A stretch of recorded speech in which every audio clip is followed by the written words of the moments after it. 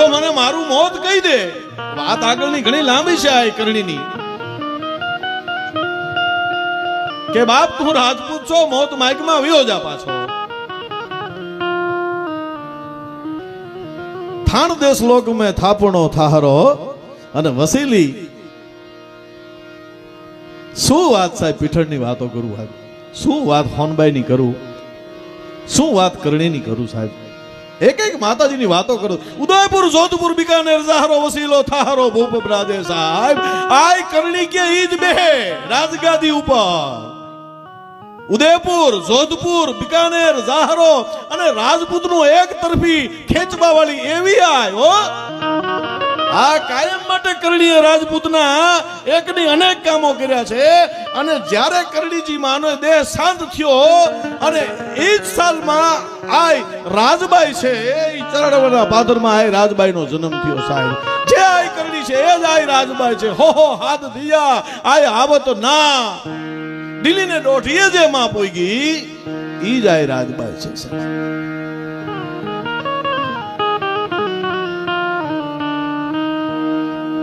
એ આમ કીધું કે મગાઈ ની મોત જા 12 મહિના પછી તારું મોત છે કે 12 મહિનામાં ધીંગાણા થઈ તો મરી જવાય કે બેટા વિયોજા મોત મગાઈ નહીં કે નાના ઈથી તારાથી કઈ દેવાતું હોય તો વહેલું દઈ દે. અને કરણીએ બીજી વખત કીધું કે જા 6 મહિના પછી તારું મોત છે કે ઈથી કઈ વહેલું દેવાય કે 6 દી પછી તારું મોત છે જા વિયોજા આવે કે ઈથી કઈ વેલું ઈ કે 6 કલાક પછી તારું મોત છે જા વિયો જા.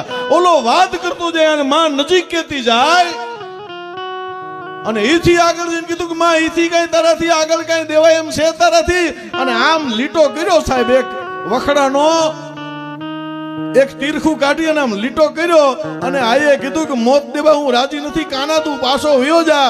અને મોત જો જોતું જ હોય તારે તો આ લીટો કર્યો ને આની કોર પગ મૂકી દે એટલે તારું મરણ છે બા. શું આયુની તાકાત છે, શું ચારણની દીકરીઓની તાકાત છે સાહેબ, વિચાર તો કરો. હે કે આની કોર પગલું મૂકી દે એટલે તારું મોત છે સાહેબ. આમ ઘોડાને ટચકારો કર્યો, ઘોડો પાછો પીડ્યો સાહેબ. ઘોડો સમજો પણ માણા નો સમજો, વિચાર તો કરો. અને ઇતિહાસ એની સાક્ષી છે સાહેબ. કાનો હેઠો ઉતરી અને પગ મૂક્યો ને કરણીએ કીધું કાના રેવા દે, પગ આગલો પાછળ લઈ લે પાછો હજી. હે કે હજી કાના પગ આગળ મૂક્યો પાછો લઈ લે કે કાંઈ આગળ પાછો લેવાની જરૂર નથી. અને પાછલો પગ ઉપાડ્યો અને ધ્રેદીન કાનો પીડ્યો તો અને મરી ગયો તો સાહેબ. ઇતિહાસમાં સાક્ષી છે. આવી તો અનેક વાતો આયુની છે સાહેબ. એવી મારે એક આ પીઠળની વાત કરવી છે સાહેબ, કારણ કે પીઠળને હારે બેઠા છે. પ્રસંગ બધાને ખબર છે સાહેબ, નવઘણના પ્રસંગની બધાને મને તમને ખબર છે. ગીગા બાબા કુંચાળા, હવની પેલી જહાલની ચિઠ્ઠી રાણાભાઈ, ગીગા બાબા હવની પેલી જો જહાલની ચિઠ્ઠી લીખી હોય, એજ દરગાણ નરપત નજર તાકીન વેણ કફરાલી વદે.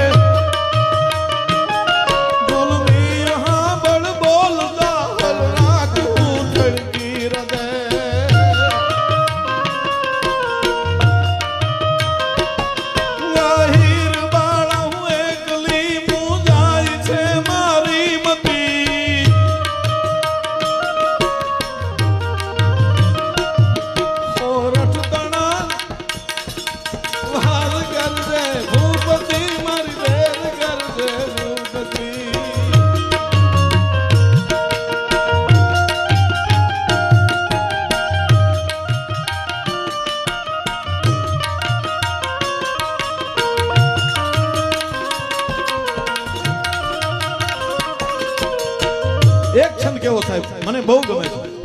ચાહલ એમના બાપની વાત કરે છે, દેવાયત બોદલની.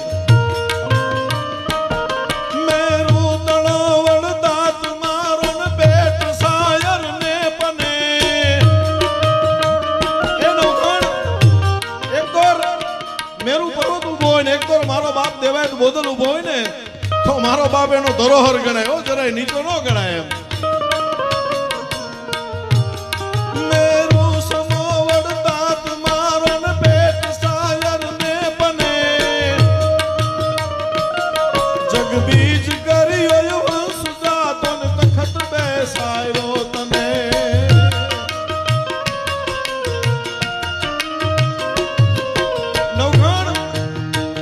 એકવાર તું સફદરનું પેટ લઈ લે અને એકવાર મારા બાપ દેવાયત બોધનનું લઈ લે ને 18 વર્ષ સુધી જેને પેટની અંદર હંગરી નાખ્યું કોઈને કીધું નહીં સાહેબ. આહિર સમાજનો પ્રોગ્રામ હતો, હું હમણાં બોલ્યો હતો સાહેબ. આહિર સમાજ 1 કલાક આહિર સમાજ ઉપર બોલ્યો હતો, 1 કલાક ખાલી દેવાયત બોધન ઉપર બોલ્યો હતો સાહેબ. શું સાહેબ આહિર સમાજે શું સાહેબ,